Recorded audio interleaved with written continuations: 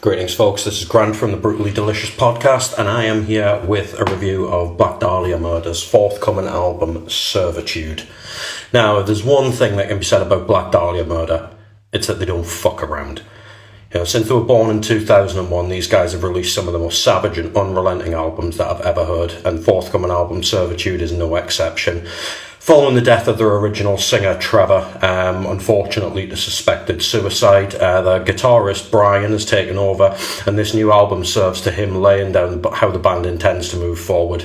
Anyone who's already heard Aftermath is no doubt impressed with what they've heard so far, and the rest of this album serves up the same kind of refined ferocity that we've heard from Black Dahlia Murder throughout their career. Now, a lot of folks would pigeonhole Black Dahlia Murder into the genre of melodic death metal. And as anybody who's listened to my reviews is no doubt aware, I'm not a big fan of continually dividing subgenres. And I guess that's why I like these guys so much. It's like, want a bit of black metal? Yeah, we'll chuck that in there. How about a bit of grindcore? Yeah, stick that in the mix too. Like, Black Dahlia Murder are like a soup of all of the really harsh elements in all of the core influences. And they fuse it together into a sound that, if I was trying to categorise them, I'd end up writing something that rivaled War and Peace with the amount of words that I've used. But, onto the new album. So the opening track starts with waves crashing on the shore. Now, it's not uncommon for extreme bands to do weird shit at the beginning of their albums. I've done it myself on the stuff that I listen to, that I play as well.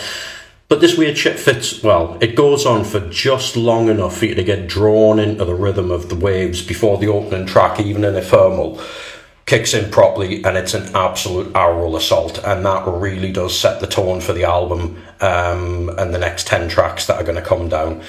Brian has laid his full hands on the table in relation to what he can do vocally. He's showcasing the same kind of flamboyant jumps and vocal style that Trevor had in the earlier albums, and he's cementing the fact that despite, you know, what is obviously going to be a huge amount of internal heartbreak, it's business as usual for Black Dahlia Murder. We're not talking about 8-minute songs. There's no unnecessary whittling. It's just balls out anger for just over half an hour.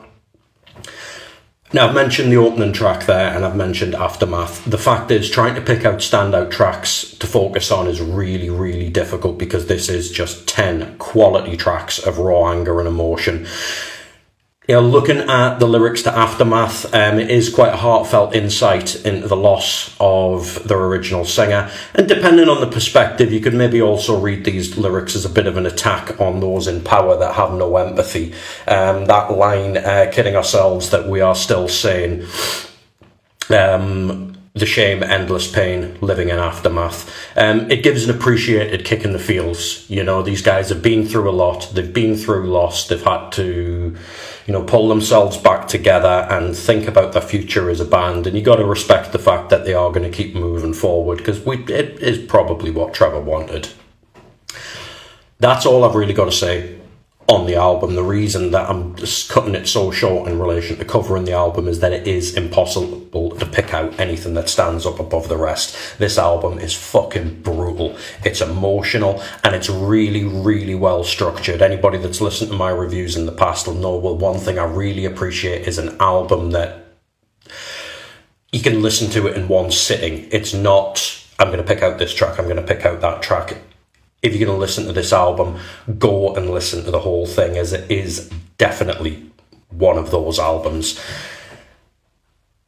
Black Dahlia Murder have made a career out of making albums that should be the soundtrack to blunt force trauma, and Servitude is another crack in the skull for this listener. If you get this album, crank it up to 11, immerse yourself in 30 odd minutes of absolute hatred and sadness. You will not be disappointed by this. And to any of our listeners, because we've talked about the untimely death of Trevor.